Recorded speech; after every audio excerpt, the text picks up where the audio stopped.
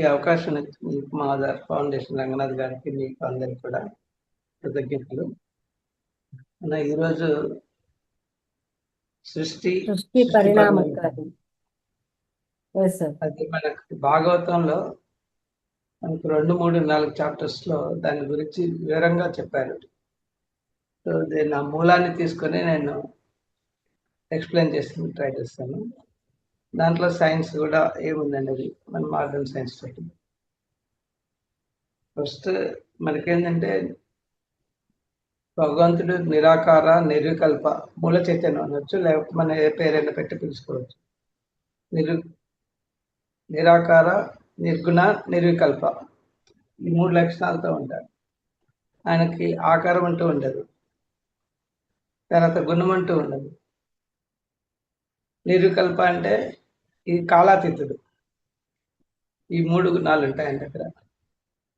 So నిరాకారంగా ఉన్నప్పుడు ఏంటంటే మన సైన్స్ ప్రకారంగా బ్లాక్ హోల్ అని తీసుకుంటాం.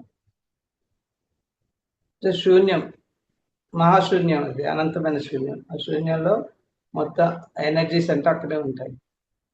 అందులో అతనికి ఆ శూన్యంగా ఉన్నప్పుడు ఏంటంటే దీంట్లో బిగ్ బ్యాంగ్ థియరీలో ఏంటంటే ఎక్స్పాన్షన్, కాంట్రాక్షన్ జరుగుతుంది. Expansion is a creation, contraction వచ్చినప్పుడు, కొలిజన్ వచ్చినప్పుడు అది ముగిపోతుంది. దాన్నే మనం యుగాలుగా తీసుకున్నాం. సో ఇక్కడ ఆ ఫస్ట్ క్రియేషన్ స్టార్ట్ అయ్యే ముందు అతనికి ఆలోచన వస్తుంది. ఫస్ట్ శూన్యం అన్నప్పుడు ఏంటి, మనకు అక్కడ ఏమి ఉండదు, శూన్యంలో ఉండే ధ్వని మాత్రమే. ఆ ధ్వని నుంచి ఆలోచన ఎప్పుడైతే వస్తుందో అది తరంగా అంటే వాయువు ఉద్భవించింది. ఆ వాయువు నుండి తేజస్సు వస్తుంది. తేజస్సు అంటే అగ్ని. అప్పుడు ఆకారం వస్తుంది. అగ్ని నుంచి జలము, జలం నుంచి గంధము, గంధం అంటే వాసనలు, అదేంటంటే అదే పృథ్వీ అంటే భూమి అన్నట్టు, భూతత్వం. ఈ పంచభూతాలు సృష్టి అవుతాయి. కానీ పంచభూతాలు సృష్టి అయినా కూడా దాంట్లో కదలిక అనేది ఉండదు. అప్పుడు మళ్ళీ ఏం చేస్తారంటే వాటికి ఎనర్జీస్ ఇచ్చి మూమెంట్, కదలిక స్టార్ట్ చేస్తారు. కదలిక స్టార్ట్ చేసినప్పుడు మనకి ధ్వని వినిపించటము, వాయు స్పర్శ తగలటము, అగ్ని తేజస్సు కనిపిస్తూ దాని యొక్క రెపరెపలన్నీ చూడగలుగుతాము. అలానే జలం పారటం, ఆ తర్వాత ఈ భూమి వచ్చింది కదా, భూమి నుంచి ఏంటంటే అప్పుడు ఫర్దర్గా క్రియేషన్ చేసేందుకు మూల చైతన్యం నుంచి మన భాగవతం ప్రకారం ఏంటంటే క్షీర సముద్రంలో పద్మనాభ రూపంలో ఉంటారు ఆయన. అంటే నాభి నుంచి ఒక కమలం సృష్టించబడుతుంది. ఆ కమలం లోపల బ్రహ్మను సృష్టిస్తారు. బ్రహ్మను సృష్టించి ఆ బ్రహ్మ దాంట్లో ఉన్నప్పుడు తనకి మెలకు వచ్చి చూసినప్పుడు చుట్టూ ఏమి కనిపించదు. అతను ఏం చేస్తారంటే ఎటు చూసినా ఏం కనిపించదు. అతను ఒక విధంగా ఏంటంటే భావన కలుగుతుంది, ఏంటి నేను ఇలా ఉన్నానని ఉద్దేశంతో కలిగి ఏం చేయాలని ఆలోచిస్తూ ఉంటారు. చేసినప్పుడు అప్పుడు అతనికి శబ్దం వినిపిస్తుంది, తప తప అని, అంటే తపస్సు చేయమని. ఆయన తపస్సు చేసినప్పుడు ఏంటంటే దాంట్లో శక్తి పెరుగుతుంది కదా, తపస్సు చేసినప్పుడు మనం ధ్యానం చేసినప్పుడు. ఆ విధంగా తనకు శక్తి కలిగిన తర్వాత అప్పుడు ఆ తపోబలంతో చుట్టూ చూసారు. ఆ పద్మానికి చుట్టూ చూసినప్పుడు అతనికి ఈ పద్మనాభ రూపంలో శ్రీ మహావిష్ణువు కనిపిస్తారు.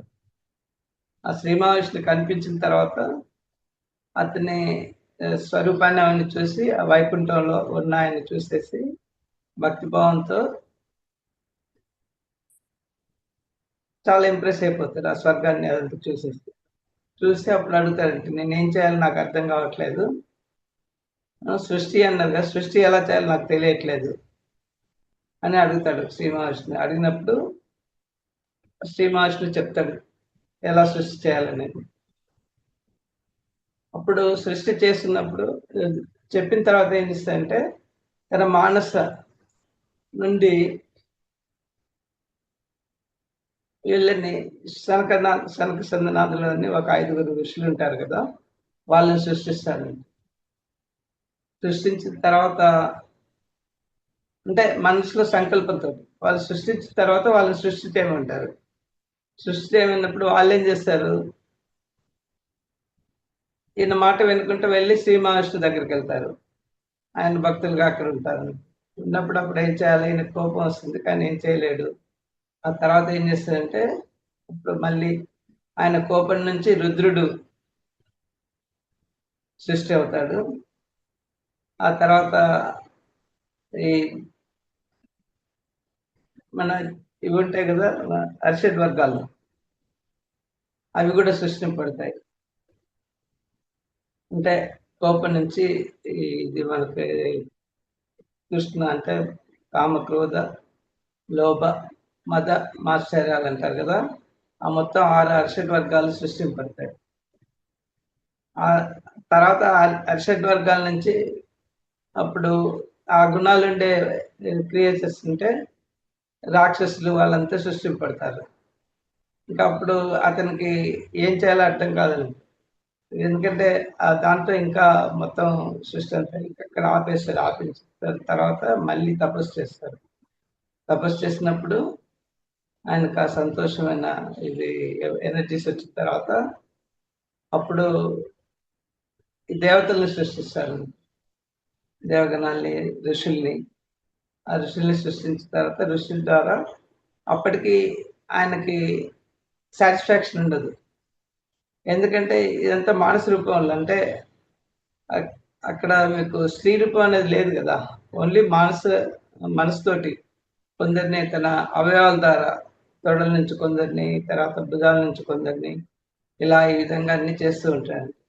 అలా చేస్తున్నప్పుడు అతనికి అక్కడ సాటిస్ఫాక్షన్ రానప్పుడు, ఆ సాటిస్ఫాక్షన్ కోసం ఏం చేస్తదంటే తనే 2 భాగాలుగా డివైడ్ అయిపోతాడు.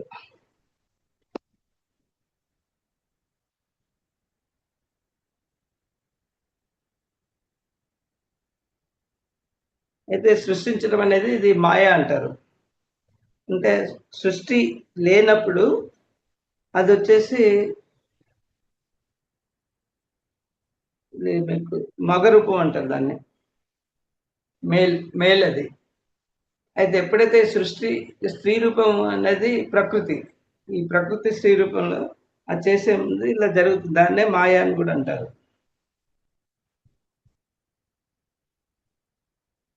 ఆ తర్వాత తన దగ్గర నుంచి మొత్తం వేదాలు, దేవతలు, లోకాలు, రాజశ్రీ, అశ్వమేధ, వాజపేయిలు అన్నీ ఆ నారాయణచే అంటే నారాయణ ద్వారా ఇతను మన బ్రహ్మ ద్వారా బయటకొస్తాయన్నట్టు. ఆయన అనుగ్రహం చేత కొన్ని వస్తువులు భావాల సహాయంతో చేసినట్లు అనిపిస్తుందండి. ఆ వస్తువులు ఏంటంటే సత్వ, రజస్, తమో గుణాల మిశ్రమం. ఈ 3 గుణాలను కూడా సృష్టించబడతాయి. తర్వాత కార్యకారణ సంబంధం అది. తర్వాత టైం, కాలం, దాని మూల ప్రకృతి, ప్రపంచ రచన చెప్తున్నాను. ఈ భ్రమతోనే ఆరంభించి చేస్తున్నానంటే ఇవన్నీ. సత్వం వల్ల అంటే మనకు సత్వం వల్ల ఏమవుతుంది? జ్ఞానం వస్తుంది. రజస్ వల్ల కర్మ ప్రోద్బలం, తమస్సు వల్ల తన్మాత్రలు, వీటి వల్ల జ్ఞానేంద్రియాలతో గ్రహింపు, కర్మేంద్రియాలతో క్రియ. ఈ సృష్టి కార్యక్రమం సంబంధానికి కట్టుబడి ఉన్నట్లు ఉంటుంది. కాలం కర్మకు ఉపకరణం. మూల ప్రకృతి వల్ల స్థిరమై వెలిసింది. ఇవన్నీ జడస్థితే. అప్పటికి ఆ చైతన్యం అనేది రాలేదు. వేటికవి చైతన్యం లేదు. వీటిని నారాయణ్ణి అధిష్ఠించినప్పుడే చైతన్యం కలిగింది. ఆ చైతన్య స్వభావమే మహత్. ఆ మహత్ దానిలోని రజస్, తమో గుణాల కారణంగా సంవర్ధితమవుతున్నది. తమస్సు ద్రవ్య రూపంగాను, రజస్సు క్రియారూపంగాను, సత్వం జ్ఞాన రూపంగాను ప్రకృతిని, స్వభావాన్ని, కాలాన్ని కూర్చుకున్నాయి. మహత్ సృష్టి చేస్తున్నాయి. ఆ మహత్లో తామస వికారం వల్ల శబ్దము, శబ్దం నుంచి ఆకాశము, దాని నుంచి స్పర్శ, స్పర్శ అంటే వాయువు, అందు నుంచి ఆ వాయువు ఇలా ఒకదాని తర్వాత ఒకటి రూపం, తేజస్సు, తేజస్సు అంటే అగ్ని, రసం, రసం అంటే మనకు జలం, రసం, జలం, గంధం, పృథ్వీ, ఇవి పువ్వు కాయ అయిన విధంగానే ఇవి అలా డెవలప్ అవుతున్నాయంట. తాత్విక వికారం వల్ల మనసున కలిదేవత అయిన చంద్రుడు, శ్రోత త్వక్ అంటే చక్షు కళ్ళు, జివ్వ నోరు, గ్రహణాలకు అధిపతులైన దిక్కు వాయు, సూర్య, వరుణ, అశ్విని దేవతలు కలిగారు. ఇంద్రియాల గురించి చెప్పనే లేదనేది గుర్తుంచుకో. అవి రజో వికారం మహత్కు కలగడం చేత ఉద్భవించాయి. చిత్రం ఏమంటే ఇన్ని పుట్టిన ఇవి కలిసి పనిచేయడం అనేది ఇంకా కలగలేదు. అవన్నీ ఒక పెద్ద అండంగానే 10,000 సంవత్సరాలు ఉన్నాయి. అప్పుడు నారాయణుడు వాటి యందు జీవయుక్తమై ఉండేటట్లు అనుగ్రహించాడు. అందుకని ద్రవ్యంలో నిశ్చిత లక్షణాలు వచ్చినాయి. నీరు రసయుక్తమైంది, ప్రవహించింది, గాలి వీచింది, తేజస్సు వెలిగి కాల్చింది, పృథ్వీ దృఢమై వాసనలు నెరిపింది. జంతుజాలాలు చైతన్యం పొంది నేను, నీవు, వాడు, అది ఇలా భాషించినాయి. శాస్త్రోర్వం గ్రిబాయం వృక్ష సహస్రాసన శీర్షవాన్ అయినాడు. ఆ భగవానుడే ఈ స్వరాన్ని కలిగిన విరాట్ లోకాలు, వర్ణస్సులు, ఛందస్సులు అన్నీ ఆయన శరీరంలోనే ఉన్నాయన్నట్టు. మనస్సు ప్రాణాలు ఆయన నాసికలు, నాసిక ద్వారా మనకు ప్రాణశక్తి అవన్నీ కలుగుతాయి అన్నట్టు. కాంతి సూర్యుడు ఆయన కళ్ళు. అంటే విరాట్ పురుషుని వీళ్ళు ఇక్కడ వర్ణన చేస్తున్నారు. సూర్యుడు వాళ్ళని కళ్ళని, చెట్లను రోమాలుగాను, ధర్మం అధర్మను, జ్ఞానం అజ్ఞానం ఆయన ముందు వెనక భాగాలుగాను, గంధర్వులు విద్యాధరులు ఉరుములుగాను, భూత భవిష్యత్తులు ఆయనలోనివే. యజ్ఞ పాత్రలు, ఔషధులు, నెయ్యి, తేనె, బంగారం, మంత్రాలు, దక్షిణలు అన్నీ ఆయనలోనివే. ఆయన నాగపద్మంలో జనించి నేను వచ్చాను. ఇది బ్రహ్మ చెప్తున్నాడు ఇవన్నీ. అలా వచ్చి ఆయన శరీరంలో ఇవన్నీ ఉండటం చూశాను. ఎన్నో ఏండ్ల తర్వాత సర్వ సృష్టిని ఇలా విరాట్ రూపమైంది. ఇందాక నేను చెప్పింది ఇది దీంట్లో అన్నట్టు. నారాయణుడు మొదట్లో ఏంటంటే నిర్గుణుడు, సృష్టి కోసం త్రిగుణాలను గ్రహించాడు. అవి ఆయన అప్పుడు చేసిన ఊహపలాలు, ఆయనకు వేరే ఉన్నవి కావు. నేను సృష్టించడానికి ఏర్పడిన అనిపించినట్లే ఈ ప్రపంచంలో ఇచ్ఛా, క్రియ, జ్ఞానశక్తులు విస్ఫురణం ఒక ప్రత్యేక ప్రతిపత్తి కలిగి ఉన్నదనిపించింది. అదే పరాశక్తి అంటాం. ఆ తల్లి మనోబుద్ధులకు అందింది. అంత త్వరగా ఆ పరమాత్మ ఎలా అందేది? పరమాత్మకు పరాశక్తికి తేడా లేదు. నిజానికి పరాశక్తి అంటే ఇప్పుడు మన ఉన్న సృష్టి స్త్రీతత్వం, అది పరమాత్మ వచ్చేసి పురుషతత్వం. నిజానికి పరమేశ్వరు అంటే వేరేది ఏది లేదు. ఆ పరమాత్మను భక్తి ద్వేకాలతో హృదయపూర్వకంగా ధ్యానం చేశాం. బ్రహ్మ చెప్తున్నాడు కనుక నా వాక్కు అసత్యం కాదు, నా మనస్సు అసత్య సంచారం కలది కాదు, నా ఇంద్రియాలు ఆ సత్పథంలోనే చరించవు. నేనే కాదు, శంకరుడు, విష్ణువు, నీవు, ప్రజాపతులు అంతా ఆ నారాయణ స్వరూపాంశాలు. అలాగే గంధర్వులు, విద్యాధరులు, మునులు, ఆర్యముడు, ప్రహ్లాదాదులు ఎక్కడెక్కడ ఏ శ్రేష్ఠత ఉన్నదో ఆ శ్రేష్ఠత అంతా నారాయణుడే. దాన్ని ఎక్కడైనా ఇంద్రియాల ద్వారా గ్రహిస్తే ఆయన ధరికి చేరవచ్చు. ఆయన అవతార బ్రహ్మ పుట్టిన తర్వాత ఇంకా దాంట్లో తత్వాలు 25 తత్వాలు అవన్నీ పుట్టాయంట. ఆ తత్వాలకు కూడా నేను జీవుని చూసి జీవుడు అనుకున్నాక పరమాత్మ అనుకోవటం ఎలాగో బ్రహ్మ తెలుసుకుంటున్నాడు. పరమహంసులు అలా చేయగలరు. సర్వ సమయాల్లోనూ వారు ఆయనకు నమస్కరించేలాగే వైకుంఠుడు బ్రహ్మను ఆదరించి ఆయనతో మాట్లాడుతున్నారు. నీవు నా స్వరూపమే, సృష్టి సంకల్పం నాదే, నిన్ను తపస్సు చేయమనేది నేనే, నా తపస్సుతోనే చూడు ఈ వైకుంఠాన్ని సృష్టించాను, రక్షిస్తాను, సంహరిస్తాను. ఇదే సృష్టి స్థితి ప్రళయాల వరవడి. అది జరుగుతుంది సైక్లిక్ రూపంలో. అంటే మీకు ఎక్స్పాన్షన్, కంట్రాక్షన్ వచ్చినప్పుడు కొలెప్స్ అయిపోయి మళ్ళీ నెక్స్ట్ యుగం స్టార్ట్ అయినప్పుడు మళ్ళీ స్టార్ట్ అవుతాయి. సూక్ష్మ రూపం నుండి నాకు ఇంతవరకు అవుపడిన వాడవి ఉన్నావు, ఇప్పుడు అవుపడుతున్నావు. సాలెపురుగు నోటి నుంచి వచ్చిన గాలే ఇల్లై బ్రతుకు తెరువై నశించడానికి వీలే ఉంటున్నది. బుద్ధి లేదా ఆలోచన అనే స్థితిలో ఉండే నీవే ఇలా ఇన్ని తత్వాలై ఉన్నావు. బ్రహ్మ చెప్తున్నాడు విష్ణువుకి, అహంకారం, మమకారం వీటి చేత నేను ఆవరింపబడకుండా కాపాడు. నేను స్వతంత్రుడనే ఉత్కాంత అహంకారం పొందకుండా నేను ఉండేటట్లు ఆశీర్వదించు.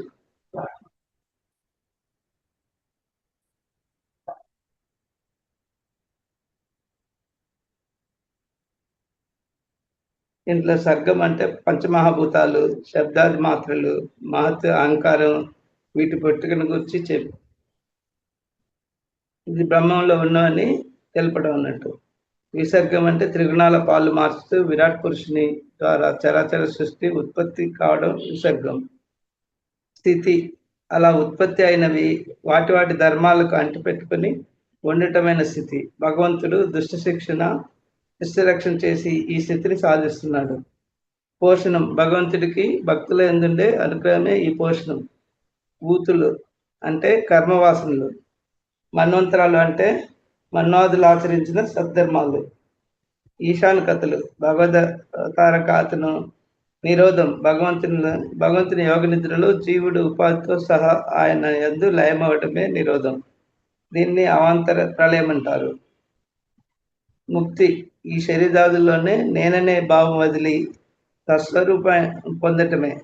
ఎప్పుడైతే నేను అనేది మనం శరీరం కాదు అని ఎప్పుడైతే ఆత్మ అనుకుంటాం కదా, అప్పుడే ఆయనతో లయం అవడం. అది దీన్ని అవాంతర ప్రళయం అంటారు. ముక్తి ఈ శరీరాదుల్లో నేననే భావం వదిలి స్వస్వరూపం పొందడమే. సారూప్యం పొందడమే ముక్తి. భగవత అష్టమం ఉత్పత్తి స్థితి లేఖములకు ఆశ్రయం అని పేరు.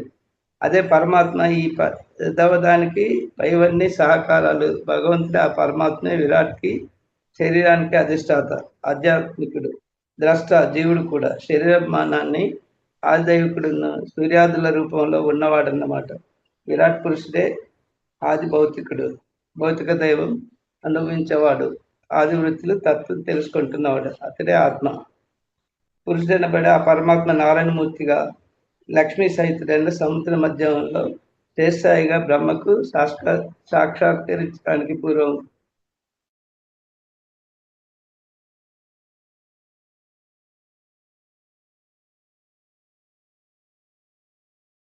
భగవంతుడు ఆ నారాయణ అనుగ్రహం అంటే కానవస్తుంది, లేకపోతే ఉండనే ఉండవు. ఆ సర్వేశ్వరుడు యోగ నిద్ర నుండి మేల్కొన్నాడంటే అర్థం సర్వం నేనే అనే స్థితి నుంచి ఏ భావానికి ఆ భావం నేను ఆ శక్తి కలిగిన వాడిని అనుకుంటూ తన భక్తుల ప్రతిభను ప్రకటన చేయడం అయింది.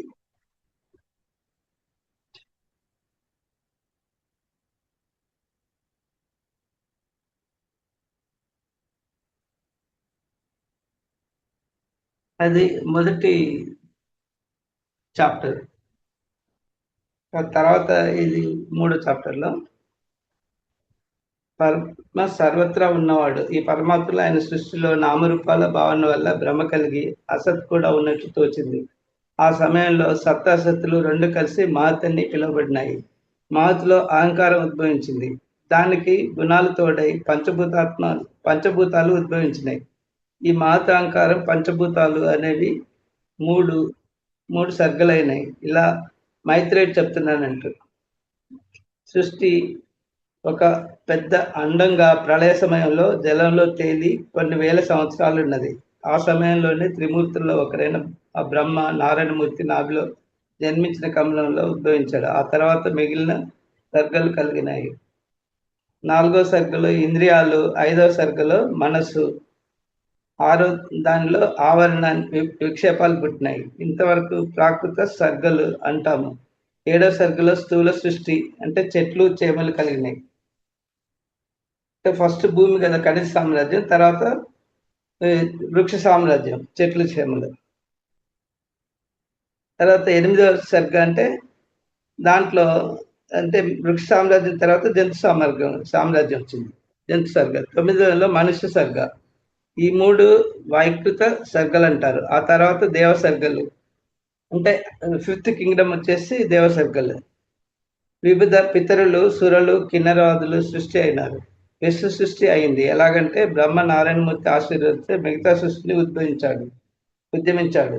భగవంతుడు చేసిన సృష్టిలో తానే అసత్కానై అనేకత విడిపోయి పై సర్గలకు సూక్ష్మ సృష్టిగా చేశాడు. ఆ ప్రకారమే బ్రహ్మ తాను అవిద్యను ఆధారంగా చేసి సృష్టించాలనుకున్నాడు. అవిద్యకు తామిష్టం, అందతామిష్టం, మోహం, మహామోహం, మతి విభ్రమం అనే 5 భాగాలు ఉన్నాయి. తామిష్టం అంటే దేహాభిమానం, మన మన శరీరం పైన అభిమానం. తర్వాత అందతామిష్టం అంటే భోగేచ్ఛ, సుఖపడాలని ఇది ఇచ్చన్నట్టు. మోహం అంటే కామ్యం, కోరికలు పూర్తి కానప్పుడు, కోరికలు పూర్తి కాలేదనుకోండి, అప్పుడు వచ్చేది కోపం, నేరుగా మనసులో పుట్టేది మోహం. ఇక మహామోహం అంటే నేను నశించిపోతున్నానని, కోరికలు పరిపూర్తి కాలేదని, నా పనంతా నాశనమని వాపోయే స్థితి. చివరకు బుద్ధి నాశనమై చిత్త విభ్రమం. ఇవన్నీ చాలా క్రూరమైన మూలకాలు.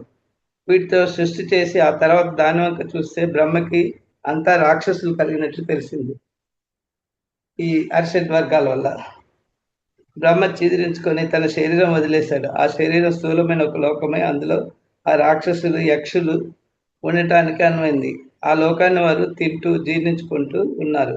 ఆయన కోపం వల్ల భృకుటి నుంచి నీలలోహితుడు జన్మించాడు. అతడే రుద్రుడు. బ్రహ్మ మరొక శరీరం పొంది సత్వగుణ స్వభావనతో సత్వగరిష్ఠులైన సనక సనందాదుల్ని సృష్టించాడు.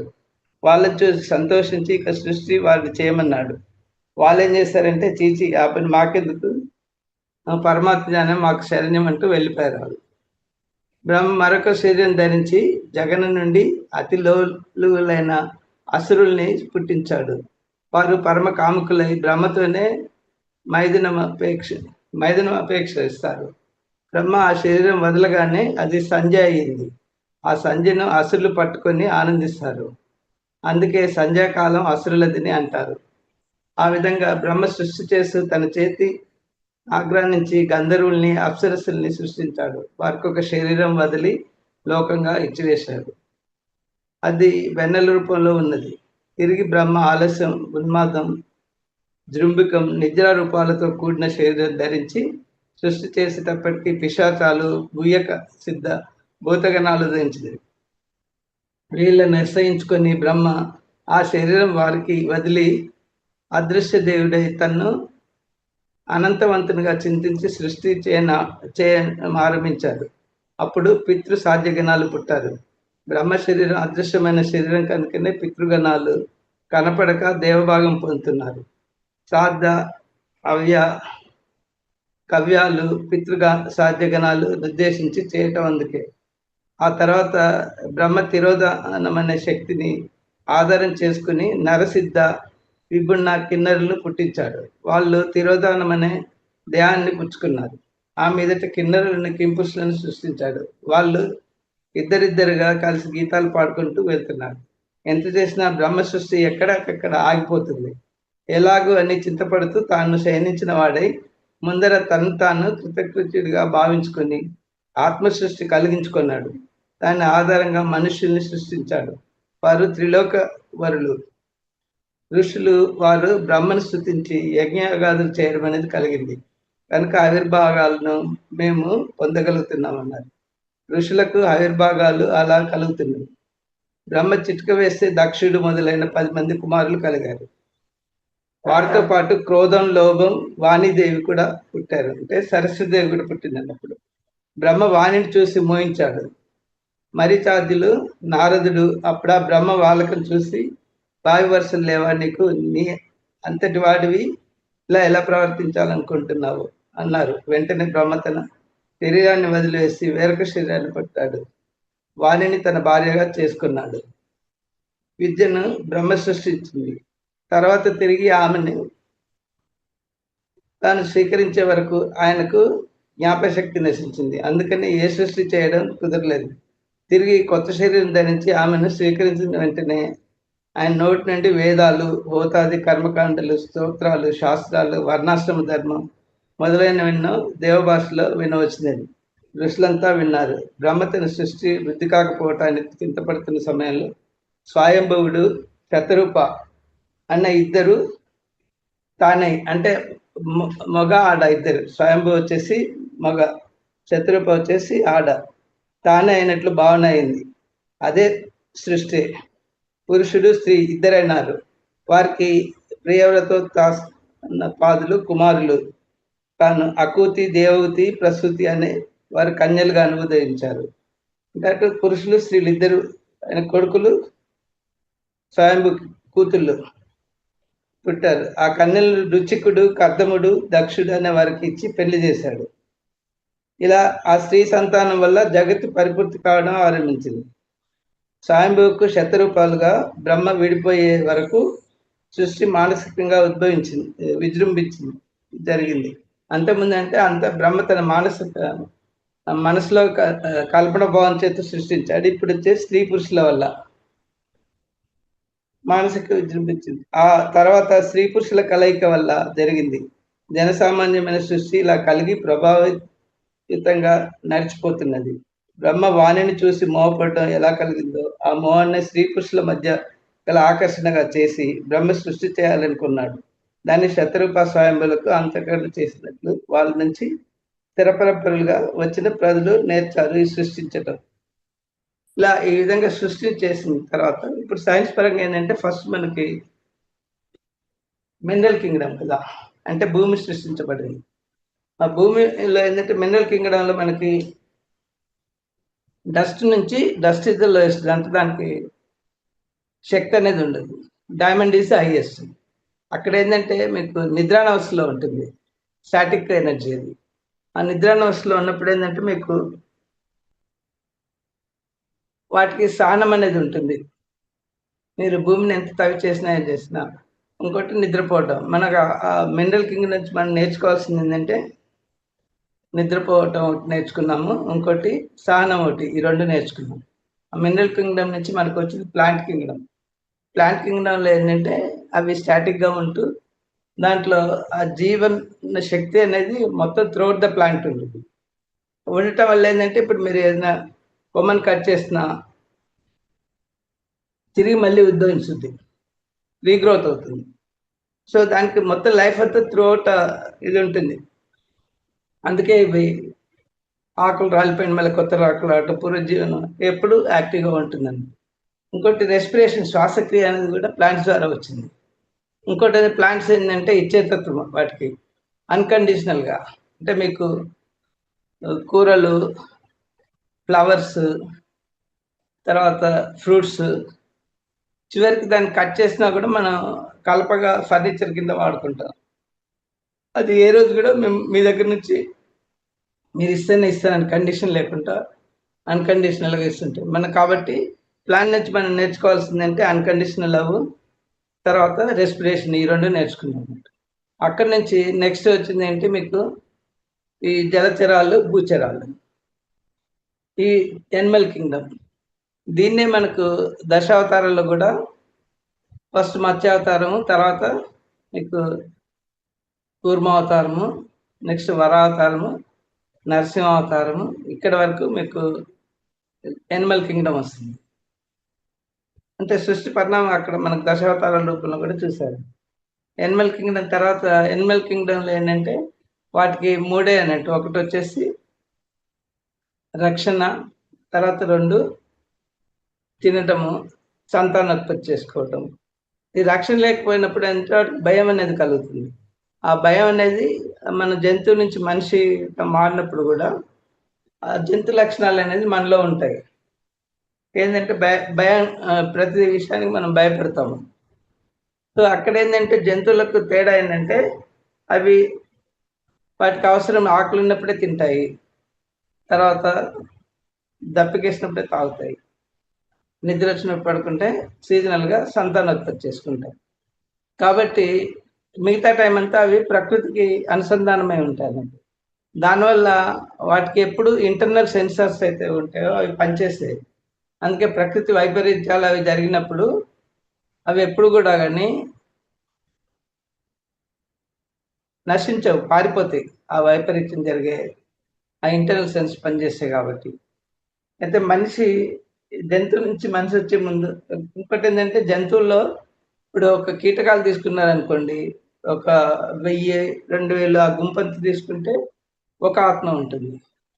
అదే మీకు ఈ కొన్ని జంతువులు ఉంటాయి అనుకున్నారు, పిల్లలు 2 పిల్లలు 3 పిల్లలు పెడతాయి కదా, అలాంటి వాటికి ఈ రెండిటి కలిపి ఒకటే ఆత్మ ఉంటుంది. ఇంకా మీకు మనిషిగా ఎప్పుడైతే రూపం ముందేం చేస్తుందంటే జంతువులు కొన్ని డొమెస్టిక్, ఎందుకంటే వాడికి భయం ఉంటుంది కదా మనిషి అంటే, ఆ భయాన్ని కోల్పోయేందుకు అవి డొమెస్టిక్ ఎనిమల్స్గా కొన్ని చేరి జన్మించి మనుషులతో తిరిగి ఆ భయాన్ని కోల్పోతూ స్లోగా మనకు పెట్ ఎనిమల్స్గా తయారవుతాయి. వాటికి రెండింటికి కలిపి ఒక ఆత్మగా ఉంటుంది. అక్కడి నుంచి అవి తిరిగి మనిషిగా జన్మెత్తాయి అన్నట్టు. మనిషిగా ఇప్పుడు జంతువుగా ఉన్నప్పుడు ఏంటంటే వాటికి మైండ్ ఉండదు, లిమిటెడ్. దానివల్ల అవి ఎప్పుడు సృష్టికి అనుగుణంగా ఉంటూ ఆ తినటం కూడా జస్ట్ ఒక హాఫ్ ద టమ్మీ ఓన్లీ తీసుకుంటాయి. మిగతా 25% నీరు, 25% వచ్చేసి గాలి, శూన్యం, గాలితో ఉంచుతాయి అన్నట్టు. అందుకనే వాటికి సాధ్యమైనంత వరకు మీ ఏ జంతువు చూసుకున్నా కానీ పొట్ట అనేది ఉండదు, లోపటికనే ఉంటుంది. అదే ఆ జంతువు నుంచి మనిషిగా మారినప్పుడు మనిషికి ఈ జంతువుల్లో వచ్చేసి ఆ జీవ చైతన్యం అనేది వాటి పునరుత్పత్తి చేస్తాయి కదా, ఆ ఉత్పత్తి దాంట్లో ఉంటుంది జీవ చైతన్యం. అయితే మనిషిగా మారినప్పుడు ఏంటంటే ఆ జీవ చైతన్యం అనేది మెదడులో, మైండ్లో ఉంటుంది. మైండ్లో ఉండటం వల్ల మైండ్ని సక్రమంగా ఉపయోగించకుండా తనకు ఆకలి కానప్పుడు తింటాడు, దప్పికైనప్పుడు తాగుతాడు, తినకూడనన్ని తింటాడు, చేయకూడని పనులన్నీ చేస్తాడు. ప్లస్ ఇంకోటి ఏంటంటే టైంకి సంబంధం లేకుండా, కాలానికి సంబంధం లేకుండా ఈ వీటి ఉత్పత్తులు అవన్నీ కూడా చేస్తున్నాయి. అంటే సంతానోత్పత్తి, అలాంటి సంతానానికి సంబంధించిన యాక్టివిటీస్, మైదిన కార్యక్రమాలన్నీ చేస్తుంటారు.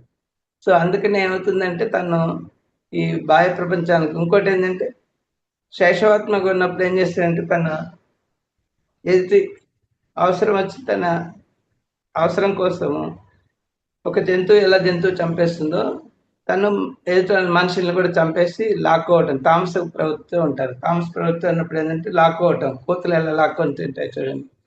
సో అవి వెనక ముందు ఆలోచించవు. అలా చేయటం వల్ల ఏంటంటే ఆ తామస వృత్తిలో ఉంటారు శైశవాత్మగా ఉన్న తర్వాత. బాలాత్మగా ఉన్నప్పుడు కూడా, అంటే శేషవాత్మగా అంటే మీకు మూలాధార స్థితి, బాలాత్మగా అన్నప్పుడు ఈ స్వాదిస్తాను, ఈ కోపతాపాలన్నీ అక్కడ కూడా తామస వృత్తితో ఉంటారు. ఆ తామస వృత్తి ఈ రెండిట్లో ఉన్నప్పుడు మనకి ఎదుటి వాళ్ళని లాక్కోవటం, కొట్టడం, చేయటం ఇలాంటివన్నీ చేస్తాను, గొడవలు చేసుకోవటం ఇలాంటివన్నీ ఉండి తర్వాత దానికి ప్రకృతికి విరుద్ధంగా ప్రవర్తించడం వల్ల తనలో ఉన్న సెన్సార్స్ పనిచేయవు. పనిచేయక ప్రకృతి వైపరీత్యాలు జరిగినప్పుడు దానికి లోబడి చనిపోతుంటారు ఎక్కువగా మనుషులు. కారణం ఏంటంటే వాళ్ళు చేసిన కర్మలు ఒకటి, రెండోది ఈ ప్రకృతికి విరుద్ధంగా ఉంటాయి. ఈ రెండింటి వల్ల తనకి పనిష్మెంట్గా ఇలా ప్రకృతి వైపరీత్యాలు జరిగినప్పుడు వాటిలో ఎన్మాస్గా చచ్చిపోతుంటారు అన్నట్టు. ఏంటంటే తన తోటి జీవుల్ని చంపటము, జలచరాల్ని విపరీతంగా సముద్రంలో పట్టుకొని వాటిని తినేయటము, దానివల్ల ఏమవుతుందంటే మీకు సైక్లోన్స్ అలాంటివి వస్తుంది. అలానే భూగర్భంలో ఉన్న నీటిని కానీ ఖనిజాలు కానీ అవి తీసినప్పుడు ఏంటంటే అది ఇంబ్యాలెన్స్ అవుతుంది, అంటే హాలోనెస్ క్రియేట్ అవుతుంది లోపల భూమిలో. అప్పుడు ఏం చేస్తుందంటే మీకు ఇవి భూమి సరి చేసుకునేందుకు ఈ ఉంటుందండి, భూకంపాలు వస్తాయి. అలానే మనం ఈ ప్రకృతికి ఇంకా అగెనిస్ట్గా ఉంటున్నాం కాబట్టి ఫైర్ యాక్సిడెంట్స్, అంటే మన అడవులు కాలిపోవటము, దాంట్లో చనిపోవటము, ఇలా సునామీలు రావటం, ఇవన్నీ ఏంటంటే వీళ్ళు చేసే అకృత్యమైన పనుల వల్ల ప్రకృతి వాటిని సెట్ చేస్తుంది. సెట్ చేసినప్పుడు మళ్ళీ సమతుల్యం చేసేందుకు ఈ విధంగా ఇప్పుడు మనకు కరోనా కూడా అది పార్ట్ ఆఫ్ దట్ ఓన్లీ. ఎందుకంటే పొల్యూషన్ రేట్ విపరీతంగా అయిపోయి, కార్బనైజేషన్ అయిపోయి, చివరికి ఎగ్జిస్టెన్స్ కూడా ప్రాబ్లమ్ వస్తుంది కదా! అందుకని ఆల్మోస్ట్ 2 ఇయర్స్ కరోనాతో లాక్‌డౌన్ అయిపోయి ప్రకృతి సమతుల్యం అయింది అప్పుడు. సో, అలా ఆ విధంగా ఎప్పుడు కూడా ప్రకృతి ఆది దైవికం అంటారు అది. ఆదైవికం అన్నప్పుడు ఇలాంటి సంఘటనలు జరిగినప్పుడు అలాంటి పనులు చేసిన వాళ్ళే చనిపోతారు. ఎవరైతే ఇది సాత్వికంగా ఉండి ఎన్‌లైటెన్డ్ సోల్స్ ఉంటారు కదా! వాళ్ళకి ఈ అనుకోకుండానే ఆ టైంకి వాళ్ళు అక్కడి నుంచి వేరే పనుల మీద బయటికెళ్ళిపోతారు. దానివల్ల వాళ్ళు తప్పించబడతారు. ఎన్‌లైటెన్డ్ సోర్స్ ఎప్పుడు ప్రకృతి వైపరీత్యాలకు లోను కాదు. ఇంకోటేంటంటే మనకి పత్రిజీ గారు చెప్పినట్టుగా ఏంటంటే, మనకి ఈ శైశవాత్మగా ఉన్నప్పుడు ఏంటంటే, మనం కామెంట్స్ చేయకూడదు. వాడు శైశవాత్మని గూర్చి వాడు నేర్చుకుంటున్నాడని చెప్పని మనం ఎప్పుడైతే గ్రహిస్తామో, వాళ్ళని కామెంట్ చేయొద్దంటాడు ఆయన. కామెంట్ చేసినప్పుడు ఏంటంటే, వాడికి మీరు మీ ఎనర్జీస్ డొనేట్ చేసి వాడు చేసిన చెడు కర్మలన్నీ మనం తీసుకుంటున్నాం. నెగెటివ్ ఎనర్జీస్‌ని. సో, అందుకే నో కామెంట్స్ అన్నారు. నెక్స్ట్ బాలాత్మగా ఉన్నప్పుడు ఏంటంటే, అప్పటికి తామస గుణంలో ఉండి గ్రూపులలో ఉండేసి, వేరే గ్రూప్ వాళ్ళని అటాక్ చేయటం, చంపేయటం ఇలాంటియన్నీ చేస్తుంటాడు కాబట్టి, అక్కడ నో కామెంట్స్, తర్వాత నో ఇంటర్ఫియరెన్స్ చెప్పారు మన పత్రిజీ గారు. అక్కడేందంటే వాళ్ళు ఆ గ్రూపులుగా కొట్టుకొని వాళ్ళే నేర్చుకొని దానికి పనిష్మెంట్ అయ్యేది చేస్తారు. కాబట్టి మీరు వాళ్ళలో ఇంటర్ఫియర్ అయ్యి, ఆ నెగెటివ్ ఎనర్జీస్ మీరు క్యారీ చేసుకొని, వాళ్ళకి పాజిటివ్ ఎనర్జీస్ ఇచ్చి, అలా మీరు సఫర్ కావద్దనే దానికి ఆ విధంగా చెప్పారు. నో ఇంటర్ఫియరెన్స్ అని. సో, అక్కడి నుంచి ఆత్మ స్టేట్ నుంచి వాళ్ళు నేర్చుకొని నెక్స్ట్ ఎక్కడికొస్తారు? రాజస గుణానికొస్తారు. రాజస గుణం వచ్చినప్పుడు మీకు మణిపుర, అనాథ చక్రంలో ఉంటారు. అందుకే మణిపూర్‌లో ఉన్నప్పుడు ఏమన్నారు? నో జడ్జ్‌మెంట్ అని చెప్పారు. అక్కడేంటంటే మణిపూర్‌లో ఉన్నప్పుడు ఏంటంటే వాళ్ళు ఎ ఎక్కడైనా గుర్తింపు కోసం వాళ్ళు చేస్తూ ఉంటారు పనులనేది. ఆ గుర్తింపు కోసం చేసినప్పుడు మనం వాళ్ళ మీద మనం జడ్జ్‌మెంట్ చేయకూడదు. జడ్జ్‌మెంట్ చేస్తేనంటే మళ్ళీ వాళ్ళ కర్మను మనం తెచ్చుకుంటాం. తర్వాత ఏమన్నారంటే అనాథ చక్రంకొచ్చినప్పుడు ధ్యానం చేయమన్నారు. ధ్యానం చేయటం వల్ల ఏమవుతుంది? ఈర్ష్య, అసూయ, ద్వేషాలన్నీ పోగొట్టుకుంటాం మనం. అవి వదులుకుంటాం. ఎనర్జీస్ పెరుగుతాయి. పెరిగినప్పుడు ఆటోమేటిక్‌గా మనకు అనాథ చక్రం నుంచి వాయుతత్వం కదా! బ్రీత్ రేట్ మీకు మెయింటైన్ అవుతుంది. ధ్యానం చేసినప్పుడు. బ్రీత్ రేట్ మెయింటైన్ అయిందంటే మీకు ఎలాంటి సమస్యలుండవు. అంటే ఆవేశాలు అలాంటియన్నీ ఉండవు. అంటే ఎక్స్‌పెక్టేషన్స్, క్వెషన్స్, యాంక్సైటీస్, తర్వాత డిసప్పాయింట్‌మెంట్స్ ఇలాంటివి ఉండవు కాబట్టి అవి దానివల్ల మీకు అనాథ చక్రంకొచ్చినప్పుడు ఎప్పుడైతే మీరు ఈ రెస్పిరేషన్ ధ్యానం చేయటం వల్ల బ్రీత్ రేట్ కాన్స్టెంట్‌గా మెయింటైన్ చేస్తారు కాబట్టి మీరు ఇలాంటి వాటిని కోల్పోకుండా మీ ఆరోగ్యంగా బాగుంటారు.